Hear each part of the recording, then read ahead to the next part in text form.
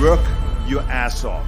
There is no magic pill. It drives me crazy to go to the gym. You read 1 hour a day. I went and worked out 5 hours a day, and I was working on construction with 24 hours a day. Organize your day. Work hard.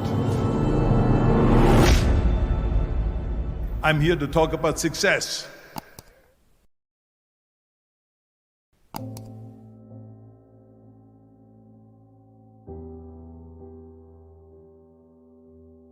I went to college. I went and worked out 5 hours a day, and I was working on construction, because in those days in bodybuilding there was no money. I didn't have the money for food supplements or anything, so I had to go to work. So I worked on construction. I went to college. I worked out in the gym, and at night from 8 o'clock at night to 12 midnight I went to acting class 4 times a week. So I did all of that. There was not one single minute that I wasted. And this is why I'm standing here today. With the age of 20, I went to London and I won the Mr. Universe contest as the youngest Mr. Universe ever. And it was because I had a goal. You see, if you don't have a vision of where you go, and if you don't have a goal where you go, you drift around and you never end up anywhere. 74% hate their job in America. The majority of people don't like what they're doing, because they're really not doing it because they didn't have a goal and they followed this goal.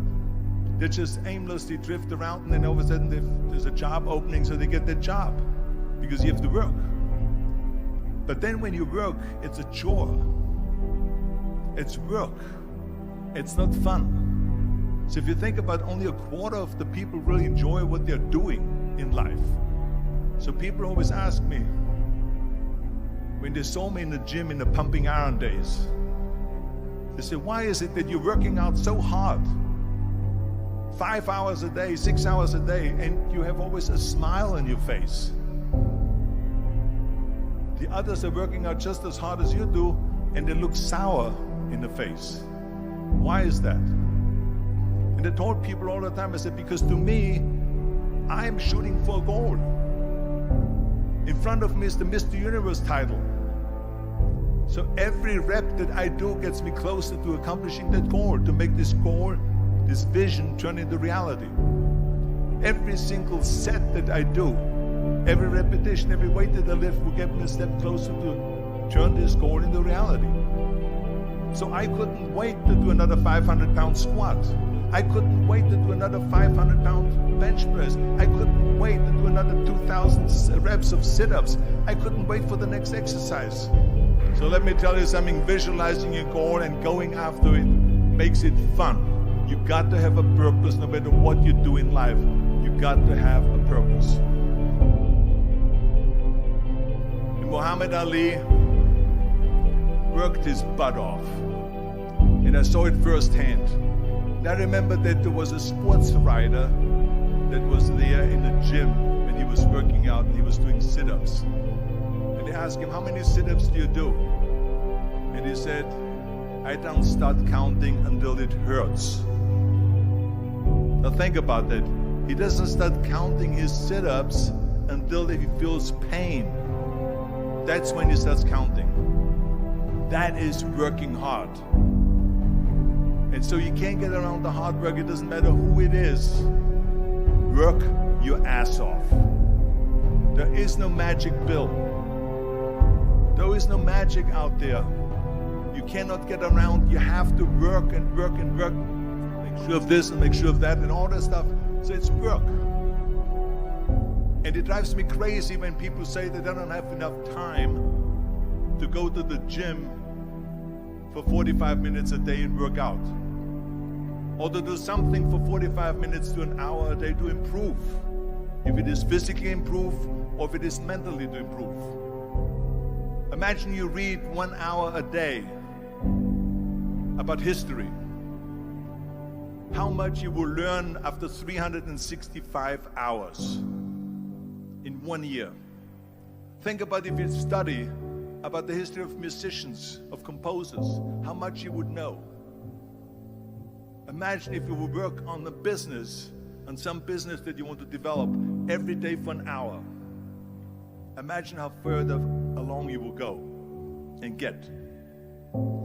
So it drives me nuts because when people say we don't have the time, we have 24 hours a day.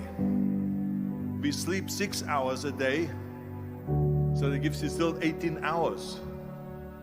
So there's someone shaking their head out here in front to say probably, I don't sleep 6 hours, I sleep 8 hours, right? Or just sleep faster. So we have 18 hours a day. The average person works around 8 to 10 hours. So let's assume it's 10 hours, so we have 8 hours left. Then you travel around an hour a day, maybe 2 hours a day. So now you have still 6 hours left. So what do you do with the 6 hours? What do you do with the 6 hours? Then we eat a little bit, then we schmooze a little bit, talk a little bit to people and all that stuff. But you can see how much time there is available if you organize your day.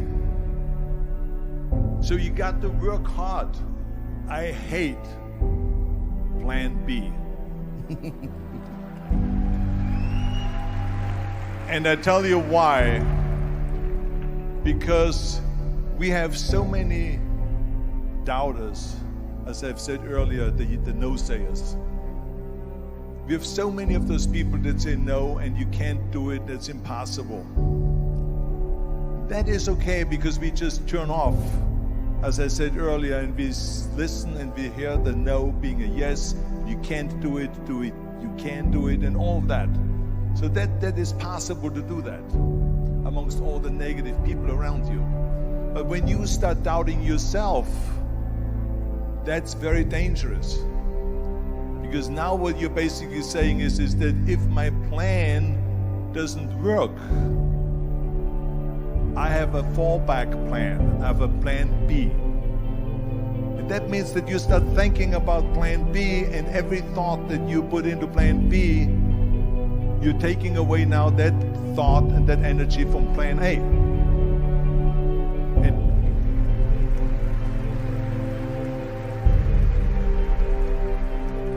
And it's very important to understand that we function better if there is no safety net, because plan B becomes a safety net. It says that if I fail, then I fall and I get picked up and I have something else there that will protect me. And that's not good, because people perform better when there's no safety net.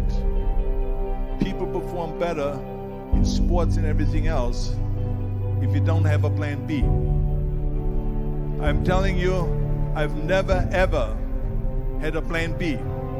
I made a full commitment that I'm gonna go and be a bodybuilding champion. I made a full commitment that I'm gonna be in America. I made a full commitment that I'm gonna get in the show business and I'm going to be a leading man. No matter what it takes, I will do the work. I will do the work over and over and over until I get it. And the same was in politics and everything like that. So to me, it is very dangerous to have a plan B, because you're cutting yourself off from the chance of really succeeding. And the reason, one of the main reasons why people want to have a plan B is because they are worried about failing. What is if I fail, then I don't have anything else? Well, let me tell you something. Don't be afraid of failing, because there's nothing wrong with failing. You have to fail in order to climb that ladder. There's no one that doesn't fail. Michael Jordan said in one of his interviews, when they said, "You're unbelievable, you're the greatest basketball player of all times." I mean, tell me about that. And he says, well, you're just mentioning the successes. But he says, for me to become the greatest basketball player, I missed 9,000 shots when I was playing basketball at the NBA games. So during these games that he was so successful, he missed 9,000 shots. Does it make him a failure? No. He's one of the greatest basketball players of all times, but he failed 9,000 times. Do you get it? We all fail. It's okay.